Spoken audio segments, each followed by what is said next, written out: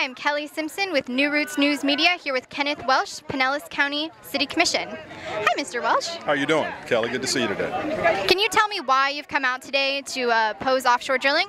Well, I've come out today, as all of these folks have, because the decision we make on offshore drilling is critical to Florida's future. And we want to make sure that folks have the truth, the real truth, instead of the propaganda that they're hearing from the secret oil interests outside of the state of Florida and from some partisan folks who are trying to make this a political issue. What do you think is the most persuasive piece of propaganda that's being circulated around to the people who support offshore drilling in Florida right now? Well, a couple. That number one, drilling off Florida's coast will make America energy independent. It will not. And also that drilling off Florida's coast will reduce the price of gas at the pump. It will not do that either.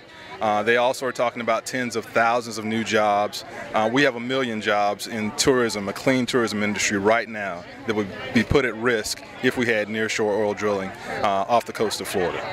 And what's the Pinellas County Commission doing to oppose offshore drilling right now? Pinellas County Commission is on record through resolution opposing the proposals that are in the Florida legislature to bring oil drilling in state waters 3 to 10 miles off of our coast. We have a resolution opposing that. We also oppose any relaxation of the federal standards 125 miles off of our coast.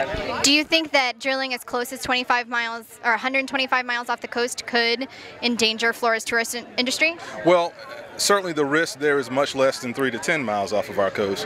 What we've steadfastly said, and I think it echoes what Senator Nelson has said, is that the oil companies need to drill where they already have leases to drill. Further out in the coast, they ought to drill there first, and instead of talking about drilling 3 to 10 miles off of our coast. But you know, the bigger picture is we need alternative energy.